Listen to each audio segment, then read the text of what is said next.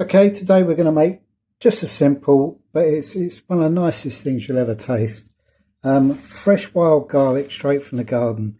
If you haven't planted this, plant it. Find a bit of ground, find a pot, find anything. Get this planted. Each spring you're going to be rewarded with just the most fantastic flavours. We've got some cheddar cheese.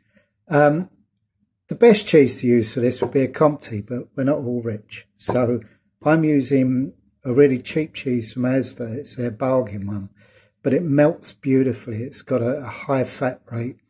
And you know, when you grill cheese, sometimes it releases the oil and goes awful. This is really good to cook with. A couple of pots of double cream, salt, pepper. That's all you need. We're going to use a KitchenAid stand mixer, a cloth, and then the whisk attachment, and also the paddle attachment later. So let's get started. Okay, so I've grated the cheddar. There's about 120, 150 grams of cheddar on that. But I've grated it on a really fine grater. You'll see why when we make it.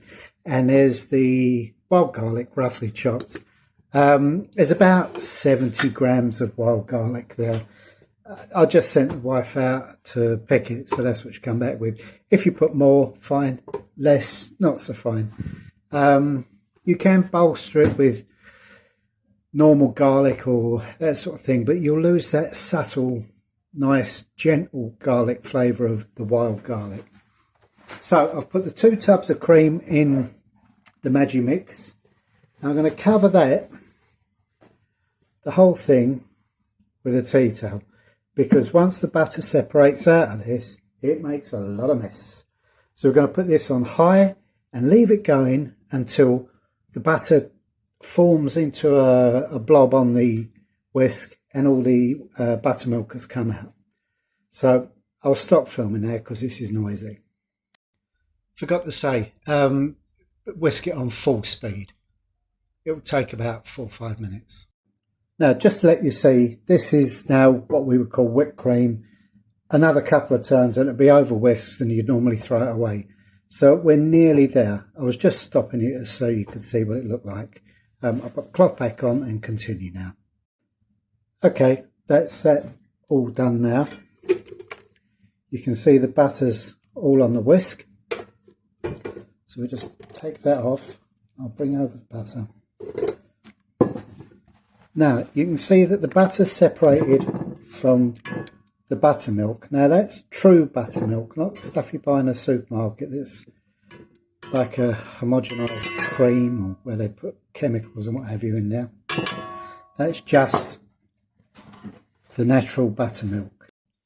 So, what we do, take a cloth, grab the buttermilk or the butter and just give it a good squeeze. Now, old recipes say you've got to wash the butter in cold water or ice water. Yeah, all right, that's a good idea, but it's totally unnecessary. So, there we go. Now, this buttermilk, I put it in containers and I freeze it.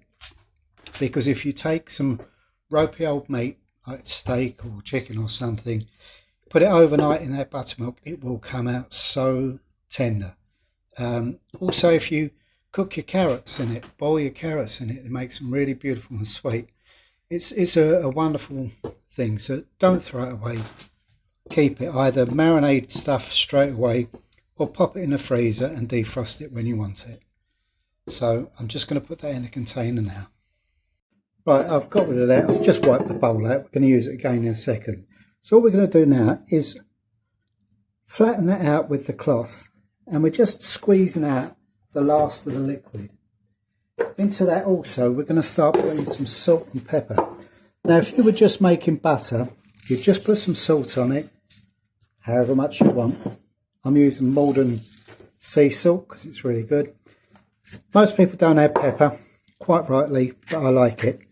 So I'm going to, if you don't like it, don't put it in. It does change the colour of butter a little bit, but I'm all about the flavour, not the appearance. So you want to fold it in half on the cloth and squeeze down.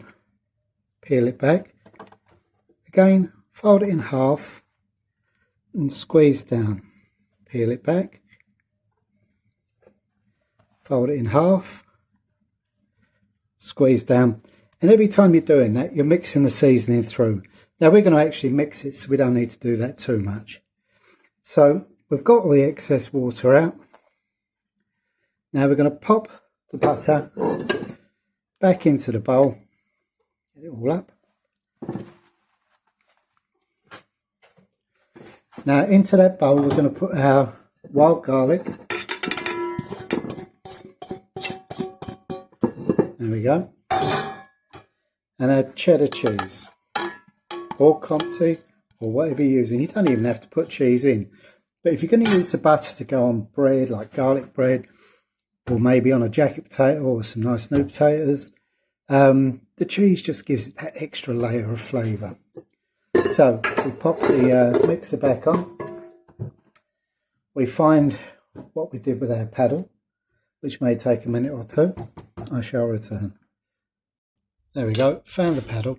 I use the one with the rubber edge because it scrapes the bowl down as you go. Quite good.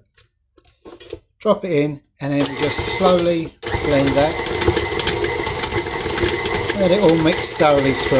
I'm going to let that go for about 30 seconds or more. Okay, it's all mixed. There you go, that's the garlic butter. Now you put it in a bowl, put it in the fridge. You can form it into patties, you know, like a butter pat.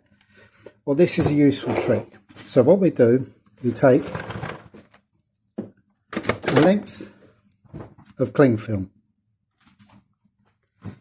And then we take the garlic butter and put too much in because you want a sausage.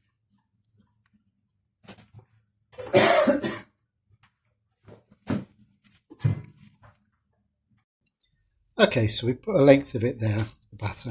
Just give it a little squeeze. Make it sort of cylindrical. And then you just put the cling film over it and start rolling it. And you roll it all the way to the end, like so. Pinch either end, pop it on the table, just start it off and then just roll it.